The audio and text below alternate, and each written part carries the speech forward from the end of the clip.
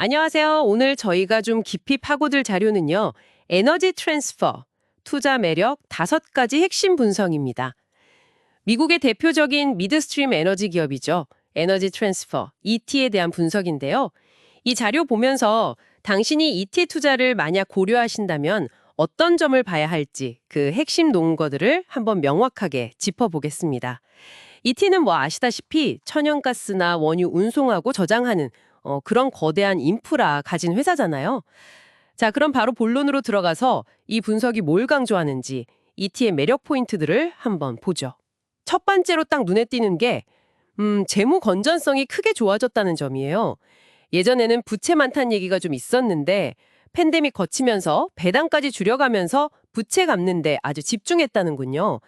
이게 실제로는 어떤 의미가 있을까요? 네, 그게 단순히 그냥 빚 좀 줄였다. 이걸 넘어서요. 회사의 어떤 기본적인 체력, 기초 체력이 강해졌다는 신호로 봐야 합니다. 목표로 했던 부채 비율 하단까지 실제로 도달했고요. 또 필요 없는 자산들, 비핵심 자산 매각도 하면서 재무 구조가 훨씬 탄탄해진 거죠. 특히 중요한 게 기업 가치 볼 때 많이 보는 그 영업 현금 창출 능력, 그러니까 EBITDA 대비 부채 비율이 낮아졌다는 건데요. 이건 뭐랄까? 예상치 못한 경제 충격이 와도 좀 버틸 수 있는 그런 안정성을 확보했다, 이런 뜻입니다. 실제로 신용 등급, 투자 등급 올라갈 가능성까지 얘기가 나올 정도니까요. 아, 안정성이 확보되니까 이제 배당 이야기도 자연스럽게 나오네요. 두 번째 포인트가 바로 이 배당 매력인데 연간 수익률이 약 6.9%면 와, S&P 500 평균보다 훨씬 높은 거 아닌가요? 맞습니다. 거의 뭐 3배 가까이 되는 수준이죠. 근데 더 중요한 건 이게 그냥 한 번 주고 마는 게 아니라 2023년, 2024년 계속 배당금을 늘려왔다는 점입니다.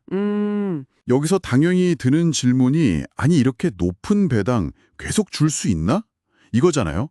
근데 자료에서는 가능하다고 보는 거죠. 왜냐하면 버려들이는 현금 흐름, 그러니까 조정 이비다의 한 50% 수준에서 배당을 관리하고 있어서요. 그러니까 너무 무리하지 않는 선에서 안정적으로 배당을 지급할 여력이 충분하다. 이런 분석입니다.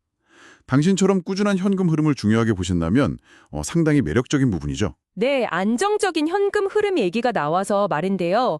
세 번째 포인트가 바로 그 수익 구조의 안정성입니다. 수익의 90%가 장기 고정 수수료 계약에서 나온다니 이건 뭐 유가나 가스 가격 변동에 거의 영향을 안 받는다는 거잖아요. 그렇습니다.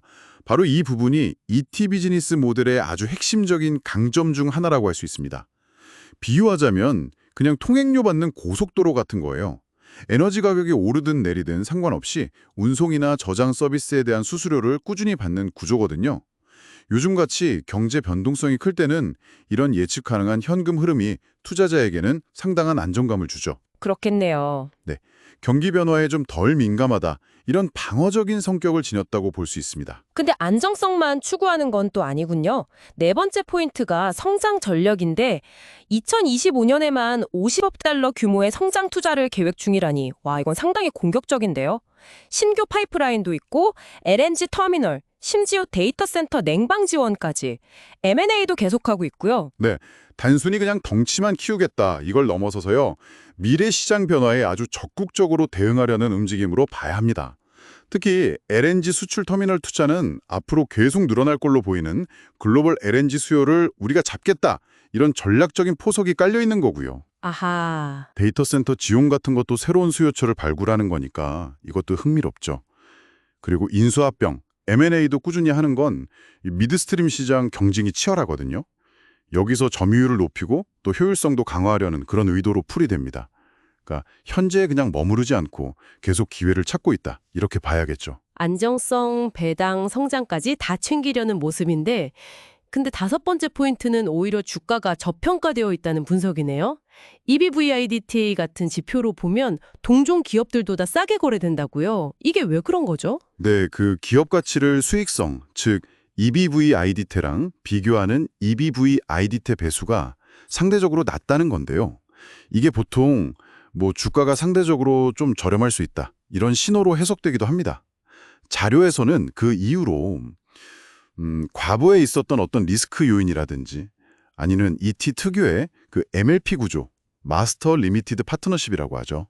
이것 때문에 시장이 좀 보수적으로 평가하는 경향이 있다, 이렇게 분석하고 있어요. MLP 구조요? 그게 좀 복잡한가 보죠. 네, 이게 세금 처리 방식이 일반 주식이랑 좀 달라서요. 투자자들이 느끼기에 다소 복잡할 수 있습니다. K1이라는 양식도 받아야 하고요. 그렇군요. 그럼 이 저평가 분석은 결국 회사의 실제 펀다멘탈, 그러니까 재무 건전성 좋아진 거나 성장성 이런 걸 고려하면 주가가 아직 그 가치를 제대로 반영하지 못하고 있을 수 있다. 뭐 이런 의미로 받아들여야겠네요. 바로 그겁니다. 이 분석은 현재의 재무 상태나 성장성을 보면 이 저평가된 상황이 오히려 당신에게는 매수 기회가 될 수 있다. 이렇게 주장하는 거죠. 특히 안정적이면서도 높은 수익률을 찾는 투자자에게는 더욱 매력적일 수 있다는 겁니다. 네. 그럼 한번 정리해 보겠습니다. 오늘 저희가 살펴본 자료는 에너지 트랜스퍼가 첫째, 탄탄해진 재무 상태, 둘째, 높고 또 지속 가능한 배당, 셋째, 안정적인 고정 수수료 기반의 수익 구조, 넷째, 미래를 위한 성장 전략, 이런 것들을 갖추고 있으면서도 다섯째, 현재 시장에서는 잠재적으로 좀 저평가 상태일 수 있다. 이렇게 분석했습니다. 그러니까 안정성과 성장을 동시에 추구하는 당신에게는 꽤 흥미로운 고려 대상이 될 수 있다. 이런 이야기네요. 맞습니다. 다만 아까 잠깐 언급했지만 현실적인 고려 사항도 분명히 있어요. 그 MLP 구조 때문에 투자하시게 되면 K1이라는 별도의 세금 보고 양식을 받게 되거든요. 이 부분은 당신이 실제 투자를 결정하기 전에 반드시 확인하고 또 이해해야 할 부분입니다. 네, 실질적인 부분이군요. 네, 마지막으로 이 분석을 넘어서 당신이 한번 스스로 더 깊이 생각해 볼 만한 질문을 던져볼까 합니다. 지금은 뭐 다들 아시다시피 에너지 전환의 시대잖아요. 그러면 ET 같은 전통적인 미드스트림 기업이 가진 이 방대한 파이프라인이나 저장 시설들, 이걸 미래의 에너지원, 예를 들어 수소나 다른 친환경 에너지를 위해서 어떻게 활용하거나 전환할 수 있을까? 이 분석에서는 뭐 깊게 다루진 않았지만 이런 좀 장기적인 관점에서 볼 때의 기회나 혹은 위험은 무엇일지 이런 걸 고민해 보시면 투자에 좀 더 큰 그림을 그리는 데 도움이 되지 않을까 싶습니다.